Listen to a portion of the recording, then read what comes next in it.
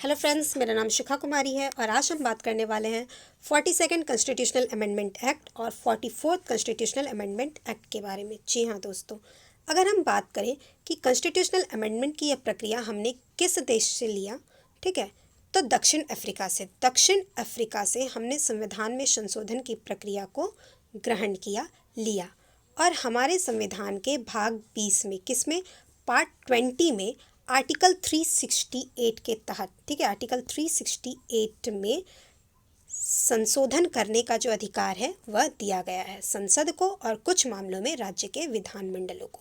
तो कौन से आर्टिकल से यह अधिकार मिलता है, संशोधन का अधिकार? 368 से, ठीक है, आर्टिकल 368 के तहत यह अधिकार दिया गया है और साथ ही प्रोसेस भी बताया गया है। तो दोस्तों, अब तक कुल 126 कितने 126 जो है कि संविधान संशोधन विधेयक, ठीक है, संविधान संशोधन बिल, कॉन्स्टिट्यूशनल अमेंडमेंट बिल पेश किया जा चुका है और 126 में से 104 जो विधेयक था वह एक्ट बन चुका है, ठीक है, अधिनियम बन चुका है, कानून बन चुका है। जी दोस्तों, जब कोई मामला संसद में पेश किया जाता है, ठीक है, उस पर कार्रवाई चल रही होती है तो उसे कहा जाता है कि संविधान संशोधन विधेयक, ठीक है, कॉन्स्टिट्यूशनल अमेंडमेंट बिल। लेकिन जब वह दोनों सदनों द्वारा पास होकर के राष्ट्रपति की स्वीकृति मिल जाती है, सिग्नेचर हो जाता है राष्ट्रपति का, तो वह विधेयक से, बिल से एक्ट बन जाता है, ठीक है, अधिनियम बन जाता है। तो 126 विधेयक पेश किए गए थे जिसमें से 104 अधिनियम बन गए, एक्ट बन गए हैं। और इन 104 में से जो दो सबसे महत्वपूर्ण कॉन्स्टिट्यूशनल अमेंडमेंट एक्ट है उसके बारे में आज हम चर्चा करेंगे। तो वह दो कौन सा है? 42nd कॉन्स्टिट्यूशनल अमेंडमेंट एक्ट और 44th कॉन्स्टिट्यूशनल अमेंडमेंट एक्ट। जी हाँ, दोनों की चर्चा आज हम साथ में करेंगे क्योंकि इन दोनों का संबंध है। क्या संबंध है वह वीडियो के अंत तक आपको समझ आ जाएगा। और दोस्तों, ये दोनों ही अमेंडमेंट्स से बहुत सारे क्वेश्चन हर तरह के सरकारी एग्ज़ाम्स में पूछे जाते हैं, कॉम्पिटिटिव एग्ज़ाम्स में पूछे जाते हैं। तो बहुत ही ध्यान से अंत तक वीडियो में जुड़े रहिएगा, ठीक है।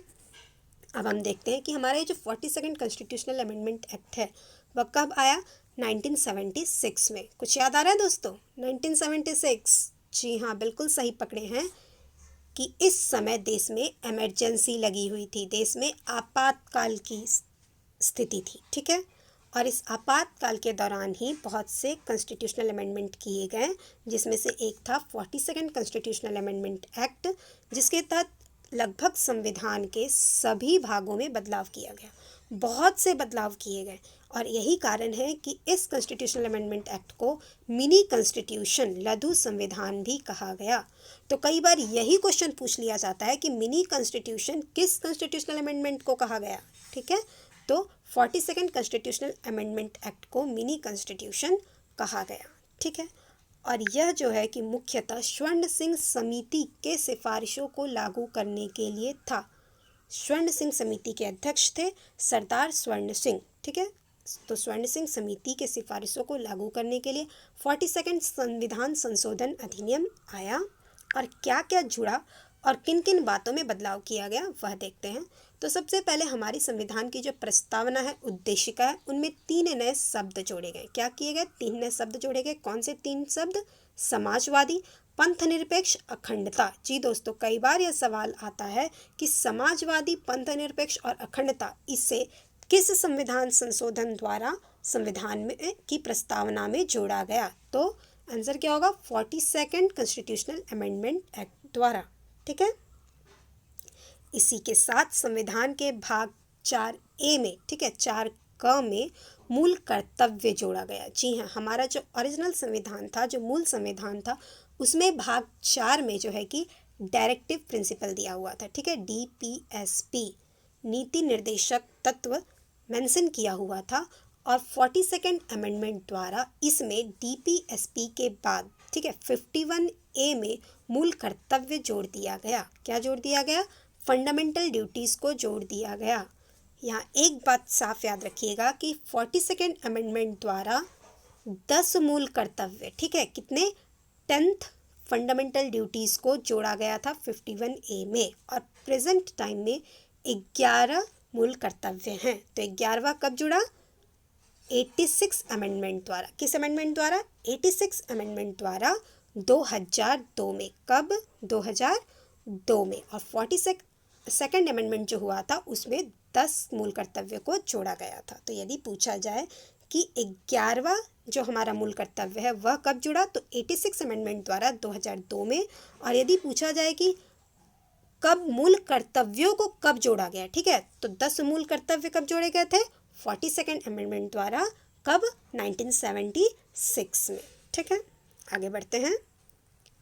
राष्ट्रपति को मंत्री परिषद की सलाह मानने के लिए बाध्य कर दिया गया। जी हाँ, पहले था कि राष्ट्रपति को मंत्री परिषद की सलाह से काम करना है, अब यह कह दिया गया कि वह बाध्य है। ठीक है, वह उसे बात माननी ही होगी। इसी के साथ हमारा जो संविधान है उसके भाग 14 क में एक नया अध्याय प्राधिकरण ट्रिब्यूनल जोड़ दिया गया और इसके तहत केंद्रीय प्रशासनिक अधिकरण, ठीक है, कैट, सेंट्रल एडमिनिस्ट्रेटिव ट्रिब्यूनल, और राज्य प्रशासनिक अधिकरण, स्टेट एडमिनिस्ट्रेटिव ट्रिब्यूनल जोड़े गए। साथ ही साथ कुछ अन्य मामलों के लिए अन्य ट्रिब्यूनल की व्यवस्था भी की गई। और संसद द्वारा यह भी सीधे सीधे कह दिया गया कि मतलब संविधान संशोधन द्वारा यह भी लिखवा दिया गया कि संसद द्वारा यदि कोई संविधान संशोधन होता है तो उसमें न्यायिक समीक्षा नहीं की जा सकती। यह क्यों किया गया? देखिए, इंदिरा गांधी को इस बात का डर था कि वह जो भी संशोधन कर रही है उसमें से बहुत से संशोधन सिर्फ इसलिए किए गए क्योंकि उस वक्त जो परिस्थितियां इंदिरा गांधी के विपक्ष थी उनसे वो उन्हें बचाया जा सके, ठीक है, वह खुद को सेफ कर सके। तो वो नहीं चाहती थी कि कोई भी ऐसी प्रक्रिया हो जिससे कि इन संशोधनों को रद्द किया जा सके, गलत ठहराया जा सके। और न्यायिक समीक्षा एक ऐसी ही व्यवस्था है। जी हाँ, न्यायिक समीक्षा के तहत सुप्रीम कोर्ट जो है वह किसी भी संविधान संशोधन कानून को, नियम को जांच सकती है कि क्या वह वैध है, क्या वह सही है। और यदि वह सुप्रीम कोर्ट को ऐसा लगता है कि यह गलत है तो वह उसे रद्द कर सकती है, ठीक है, नष्ट कर सकती है। तो क्योंकि इंदिरा गांधी को इस बात का डर था, उन्होंने क्या कह दिया, उन्होंने संशोधन में यही लिखवा डाला कि जो भी संविधान संशोधन संसद कर रही है उन पर न्यायिक समीक्षा नहीं किया जा सकता है। ठीक है, यानी कि उन्होंने खुद को जो है कि सेफ जोन में रखने के लिए ये संशोधन किया। इसी के साथ लोकसभा एवं विधानसभा के सदस्यों के कार्यकाल में भी छेड़छाड़ की गई। ठीक है, जो कार्यकाल 5 वर्ष का था उसे 6 वर्ष कर दिया गया। और राज्य के नीति निर्देशक तत्वों को मूल अधिकार पर वरीयता दी गई। जी हाँ, मूल अधिकार किसमें है? पार्ट 3 में। नीति निर्देशक तत्व किसमें है? पार्ट 4 में। तो कई बार इससे पहले पार्ट 3 पार्ट 4 टकराए थे और सुप्रीम कोर्ट ने यह कहा था कि जब भी यह दोनों टकराएंगे वह पार्ट 3 को प्रमोट करेंगे, ठीक है, मौलिक अधिकारों को प्रमोट करेंगे। क्यों? क्योंकि यह गारंटेड है, जस्टिसिएबल है। लेकिन इस संशोधन द्वारा 42nd संशोधन द्वारा ऐसा कहा गया, ठीक है, कि नीति निर्देशक तत्व जो हैं उसके पक्ष में यदि कोई कानून बनता है तो मूल अधिकारों को लेकर के कोई याचिका दायर नहीं की जा सकती है। यानी कि इन्होंने क्या कह दिया कि नीति निर्देशक तत्वों को का ज़्यादा इम्पोर्टेंस है मूल अधिकार के पक्ष तुलना में। ठीक है, आगे बढ़ते हैं। भाग 4 में जो नीति निर्देशक तत्व दिए गए थे उसमें और 3 नए तत्व, ठीक है, 3 नए निर्देशक तत्व जोड़ दिए गए 42nd अमेंडमेंट द्वारा। कौन से 3 देख लेते हैं।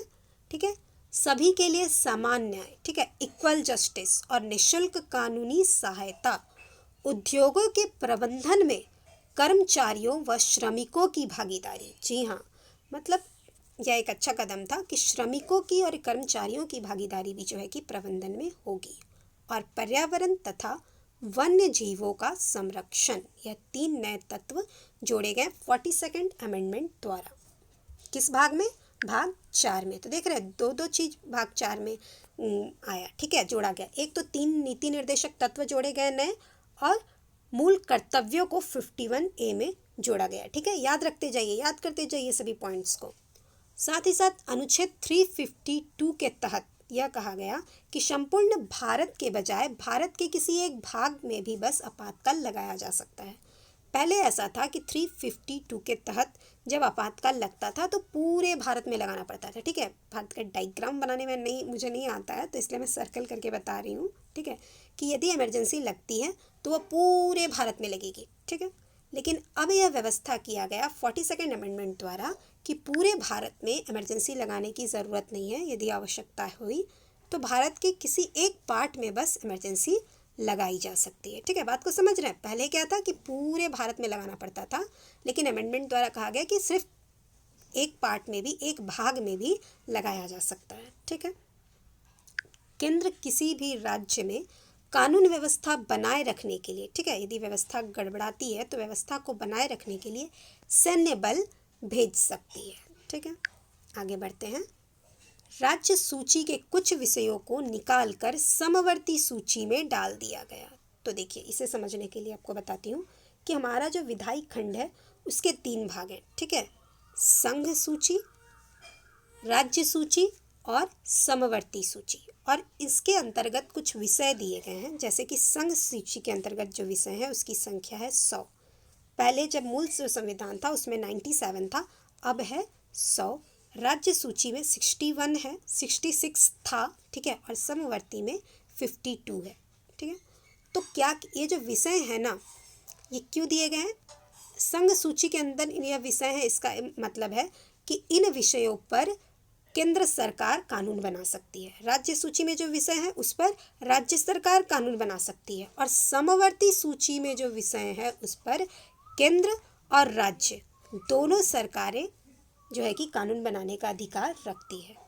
तो इस संशोधन के तहत कि राज्य सूची जो थी उसके कुछ विषयों को समवर्ती सूची में डाल दिया गया, सेंट्रल की पावर कहीं ना कहीं बढ़ा दी गई। ठीक है, कौन कौन से विषय समवर्ती सूची में ट्रांसफर किए गए? शिक्षा, वन, वन्य जीव एवं पक्षियों का संरक्षण, नापतौल, न्याय प्रशासन, अधीनस्थ न्यायालयों का गठन। ठीक है, आगे देखते हैं। संसद व राज्य विधानमंडल में कोरम की आवश्यकता को समाप्त कर दिया गया। किसकी आवश्यकता को? कोरम। तो कोरम क्या है? तो एक्चुअली यह 1/10 की व्यवस्था थी, यानी कि कम से कम हमारे जो राज्यसभा है उसमें कम से कम 25 लोग होंगे, और लोकसभा की बात करें तो कम से कम 55 लोग होंगे, तभी जो है कि काम किया जा सकता है। ठीक है, लेकिन इस जो व्यवस्था थी उसको ख़त्म कर दिया गया था 42nd अमेंडमेंट द्वारा। हालांकि बाद में 44 अमेंडमेंट द्वारा इसे सुधार दिया गया। ठीक है, क्योंकि आप ही सोचिए, क्योंकि इसके खत्म होने का मतलब था कि 5 लोग भी हैं तो काम हो सकता है। सोचिए, 5 लोग बैठ के संसद में काम कर सकते हैं, कैसी व्यवस्था बन सकती थी। तो जो 42nd अमेंडमेंट हुआ था उसमें इस व्यवस्था को खत्म किया गया था, लेकिन 44 अमेंडमेंट से इसे वापस ला दिया गया। इसी के साथ अखिल भारतीय विधिक सेवा, ऑल इंडिया जुडिशियल सर्विस के गठन की व्यवस्था भी की गई। तो ये सारे संशोधन जो हैं 42nd अमेंडमेंट द्वारा किया गया। अब हम जानेंगे कि 44th अमेंडमेंट द्वारा क्या क्या किया गया। तो दोस्तों, 44th कॉन्स्टिट्यूशनल अमेंडमेंट एक्ट कब आया? 1978। अब जरा गौर कीजिएगा, कब आ रहा है? 1978। 42nd कब आया था? 1976। उस वक्त जो आपातकाल चल रहा था वो 1978 में वो स्थिति नहीं थी। ठीक है, अब जो है इसके बाद जो इलेक्शन हुआ 77 में, ठीक है, 1977 में, उसमें कांग्रेस सरकार हार जाती है और पहली बार, जी हाँ, पहली बार गैर कांग्रेसी सरकार बनती है, जनता पार्टी जीतती है। और कहीं ना कहीं वह वचनबद्ध थी कि जो भी इमरजेंसी के समय मिसयूजेस हुए हैं, जिन भी गलत प्रावधानों को शामिल किया गया, जो भी सही चीज़ों को बदला गया, उन्हें वह सही करेगी। क्या थी? वह वचनबद्ध थी। इन्हीं वादों के साथ वह जीती थी। तो उन्होंने अपना वचन निभाते हुए 42nd अमेंडमेंट के प्रतिक्रिया के रूप में, जी हाँ, 44 जो हमारा कॉन्स्टिट्यूशनल अमेंडमेंट एक्ट आया उसे 42nd का प्रतिक्रिया कहा जाता है। ठीक है, तो प्रतिक्रिया के रूप में 44th कॉन्स्टिट्यूशनल अमेंडमेंट एक्ट 1978 आया। तो अब हम देखेंगे इसके द्वारा क्या क्या किया गया। तो दोस्तों, सबसे पहले अनुच्छेद 352 में परिवर्तन किया गया। जी हाँ, देखिए यहाँ पर जान लीजिए कि 352, 356 और 360 ये 3 आर्टिकल्स हैं जिसके तहत इमरजेंसी जो है कि देश में लगाई जाती है। ठीक है, और कहीं ना कहीं 75 में, 1975 में जो इंदिरा गांधी ने लगाया था ना, 352 के तहत इमरजेंसी लगाया गया था, उससे पहले 2 इमरजेंसी और चल रही थी। जी हाँ, 2 इमरजेंसी और चल रही थी, और इस इमरजेंसी को भी मिला करके कुल 3 इमरजेंसियाँ एक साथ देश में चल रही थी। इस सभी बातों पर ध्यान रखा गया और आगे देखिए किस तरह 44th अमेंडमेंट में यह जो व्यवस्था थी उसे ठीक किया गया। ठीक है, तो सबसे पहला काम यह किया गया कि 352 के तहत यह कहा गया था कि युद्ध या फिर बाहरी आक्रमण या फिर आंतरिक अशांति के माहौल में, ठीक है, आंतरिक अशांति के माहौल में इमरजेंसी की घोषणा की जा सकती है। और ये आंतरिक अशांति का नाम लेकर ही, का वास्ता देकर ही इमरजेंसी जो है कि 1975 में इंदिरा गांधी द्वारा लगाया गया था। तो इसका क्या हुआ था, मिसयूज़ हुआ था। ठीक है, तो आइंदा से फिर कोई इसका मिसयूज़ ना कर सके, ठीक है, इस तरह की कोई घटना फिर ना घट सके, इस वजह से क्या किया गया कि ये जो आंतरिक अशांति वर्ड थी उसे खत्म किया गया और इसके जगह सशस्त्र विद्रोह शब्द जोड़ा गया। क्या जोड़ा गया, सशस्त्र विद्रोह, यानी कि यदि युद्ध होगा, बाहरी आक्रमण होगा या फिर सशस्त्र विद्रोह होगा, ठीक है, यानी कि शस्त्रों के साथ विद्रोह होगा या फिर ऐसी कोई संभावना होगी तो ही इमरजेंसी की घोषणा की जा सकती है। आंतरिक अशांति जैसा किसी माहौल का वास्ता दे करके कोई इमरजेंसी की घोषणा नहीं की जा सकती है। ठीक है, तो सशस्त्र विद्रोह कब जोड़ा गया, 42nd अमेंडमेंट द्वारा जोड़ा गया। ठीक है, 44th कॉन्स्टिट्यूशनल अमेंडमेंट द्वारा जोड़ा गया। और इसी के साथ 44th कॉन्स्टिट्यूशनल अमेंडमेंट द्वारा यह भी साफ कर दिया गया कि मंत्रिमंडल को लिखित रूप में राष्ट्रपति को परामर्श देना होगा। जी हाँ, इससे पहले क्या था कि यदि मंत्रिमंडल मौखिक रूप से भी सलाह देती है तो प्रेसिडेंट क्या करते थे, इमरजेंसी की घोषणा कर देते थे। लेकिन अब यह कहा गया कि लिखित रूप में मंत्रिमंडल को परामर्श देना होगा, तभी प्रेसिडेंट इमरजेंसी की घोषणा करेगा। ठीक है, और इसके साथ साथ 1 महीने के भीतर, जी हाँ, संसद में 1 महीने के भीतर मंजूरी लेनी होगी। मतलब कि दोनों सदनों के विशेष बहुमत से, याद रखिएगा, दोनों सदन में अलग अलग एक साथ जॉइंट मीटिंग नहीं बैठ सकती है, पास करना होगा इस बात को कि हाँ परिस्थितियाँ ऐसी है कि इमरजेंसी लगना चाहिए। ठीक है, वह भी विशेष बहुमत से, साधारण नहीं, विशेष बहुमत। और समय देखिए 1 महीना, पहले जो था यह समय सीमा 2 महीना की थी। ठीक है, 2 महीना में मंजूरी लेना पड़ता था, लेकिन अब 44th अमेंडमेंट के बाद यह तय किया गया कि 1 महीना के अंदर ही मंजूरी लेनी होगी, वह भी विशेष बहुमत के साथ। और जब इमरजेंसी लग जाती है तो प्रति 6 महीने, ठीक है, अगर लगती है तो प्रति 6 महीने बाद स्वीकृति लेना आवश्यक होगा। ठीक है, यह क्यों किया गया, अभी भी हम बताए थे ना कि 3 इमरजेंसी एक साथ चल रहा था और वो ख़त्म ही उससे सोचिए नहीं किया गया था। एक लगा, ख़त्म नहीं किया गया, दूसरा लग गया, दूसरा लगा, ख़त्म नहीं हुआ, तीसरा लग गया।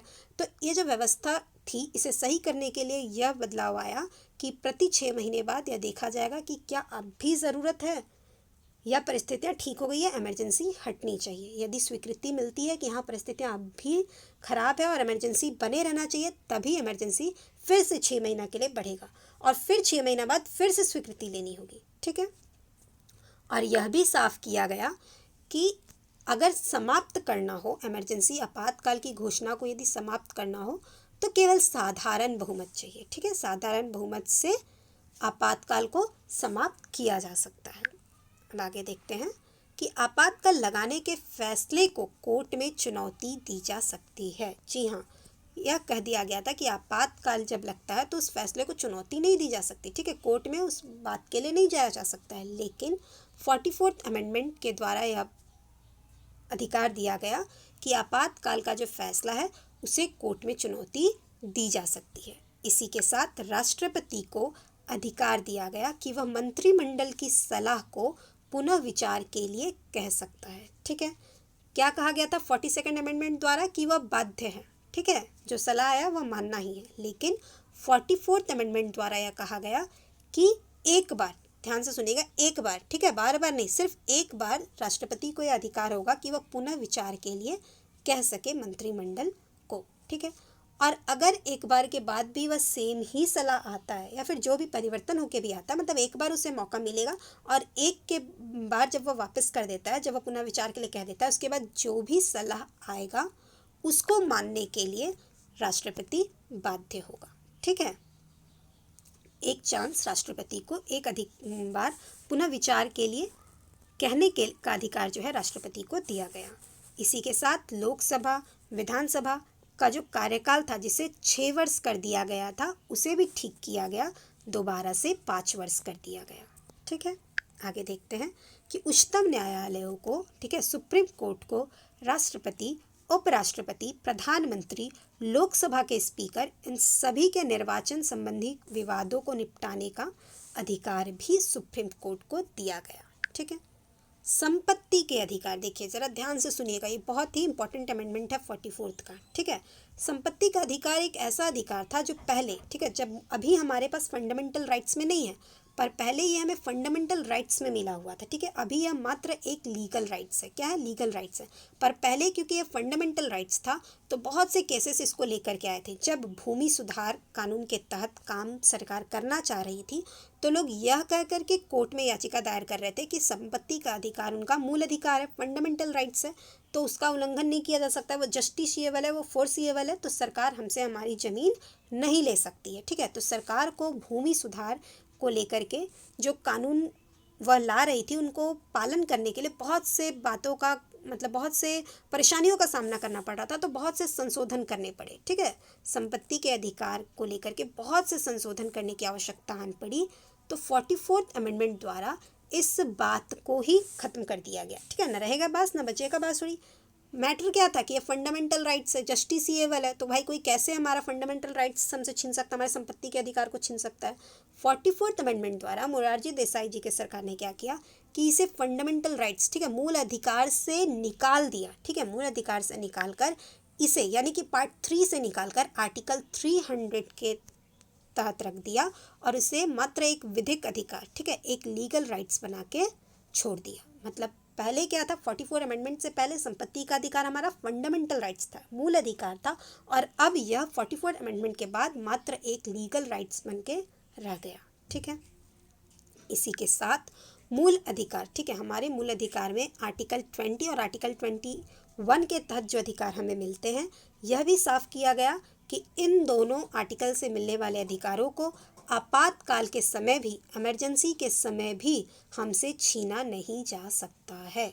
ठीक है, तो ये सभी संशोधन 44th अमेंडमेंट द्वारा किए गए। ठीक है, सभी जो चीज़ें 42 में बिगाड़ी गई थी, 5 वर्ष से 6 वर्ष किया गया था कार्यकाल लोकसभा का, विधानसभा का, उनको फिर से 5 वर्ष किया गया। ठीक है, जो कोरम की जो व्यवस्था थी उसे वापस से लागू की गई। ठीक है, बेसिकली अगर हम देखें तो 43 और 44 ये दोनों जो थी कि 42nd की प्रतिक्रिया थी, लेकिन इम्पॉर्टेंट ज़्यादा 44 है क्योंकि इसमें बहुत से अधिक चीज़ों को सही किया गया, तो इसका संबंध यही है। ठीक है, कि 44 जो है वो 42 की प्रतिक्रिया स्वरूप आई। ठीक है, तो दोस्तों आज का हमारा ये टॉपिक यही समाप्त होता है। आपसे निवेदन है, कुछ भी समझ आया हो, आपको जानकारी मिली हो, तो प्लीज़ मेरे इस वीडियो को लाइक करें, शेयर करें, सब्सक्राइब करें। धन्यवाद।